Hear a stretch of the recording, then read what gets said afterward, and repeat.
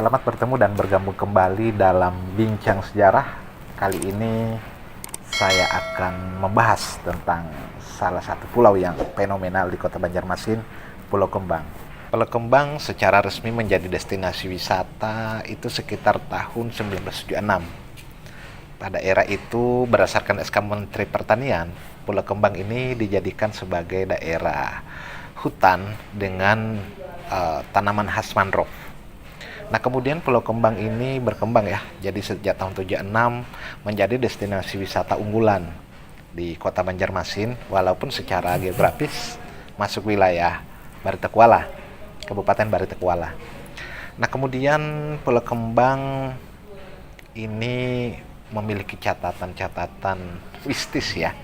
Jadi tidak hanya sekedar sebagai sebuah pulau yang ditempati oleh kera dengan habitat khasnya yaitu kera bekantan, tapi juga memiliki habitat kera-kera yang lain, diantaranya kera ekor panjang dan sebagainya.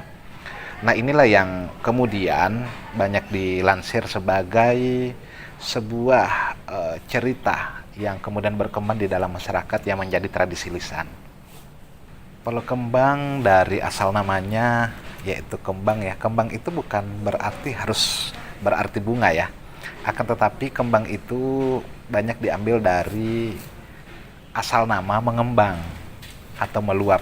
Karena Pulau Kembang itu dianggap sebagai sebuah pulau yang mulanya berkembang dari jadi delta yang kecil, kemudian berkembang dan meluap sehingga banyak yang menyebut namanya itu kalau dulu adalah pulau mengembang atau pulau meluap. Dari mengembang itulah kemudian berubah, bermetamorfosa namanya itu menjadi kembang. Itu pendapat yang pertama. Kemudian yang berikutnya bahwa Pulau Kembang itu sebenarnya berasal dari tenggelamnya kapal Inggris. Jadi dulu dipercayai bahwa ada 2 kapal Inggris yang tenggelam di situ dan akhirnya menjadi delta dan menjadi Pulau Kembang. Dan itu yang beredar di dalam masyarakat. Kami berusaha menelusuri secara metodologis, secara ilmiah, apakah memang benar ada kapal Inggris yang tenggelam di situ. Setelah kami telusuri, ternyata terdapat sumber, misalnya di dalam buku Hamilton itu tentang New Account of the East Indies. Dia menuliskan memang benar sekali ada penyerangan kapal Inggris di tahun 1700-an ya. Pada saat itu kapal Inggris dibakar dan akhirnya tenggelam. Penyerangannya itu dilakukan oleh Sultan Banjar karena ada perselisihan dengan orang-orang Inggris. Kemudian dari pasukan-pasukan Biaju yang menjadi andalan dari Sultan Banjar saat itu melakukan penyerangan ke daerah Queen. Dari situlah kapal Inggris dibakar, tenggelam, dan akhirnya itulah yang menjadi delta. Dari situ kemudian beredar bahwa sebenarnya dari Pulau Kembang ini adalah memang pulau yang benar-benar terbentuk secara alami.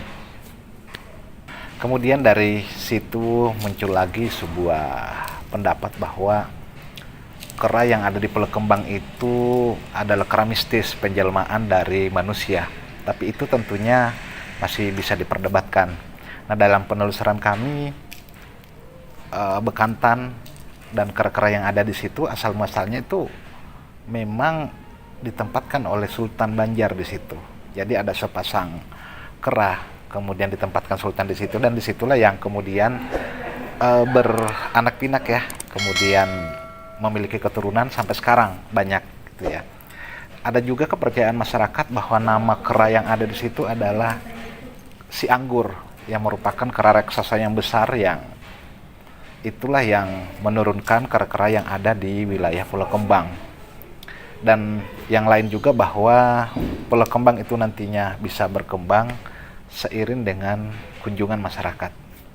Jadi sejak tahun 1920-an Pulau Kembang dianggap sebagai sebuah destinasi wisata seiring dengan perkembangan Kota Banjarmasin ini sebagai objek wisata, destinasi wisata andalan pemerintah Hindia Belanda. Banjarmasin saat itu digelari dengan Venesia dari timur, yang mana wisata andalannya salah satunya adalah Pulau Kembang. Nah, dari Pulau Kembang ini kemudian juga menjadi kepercayaan masyarakat Tionghoa ya, yang bermukim di Banjarmasin, yang dianggap bahwa kalau ke Pulau Kembang itu hajat ini bisa keinginan ini bisa tercapai, bisa terlaksana, dan banyak sudah yang melaksanakan itu, dan buktinya nantinya banyak hajat dari masyarakat, terutama orang-orang Tionghoa saat itu di Banjar, yang bisa bisa terlaksana. Karena itulah kemudian di Pulau Kembang itu dibangun sebuah semacam kuil ya, kelenteng ya, atau pada dasarnya tempat peribadatan masyarakat Tionghoa, yang kemudian banyak yang memberi sesajen di situ.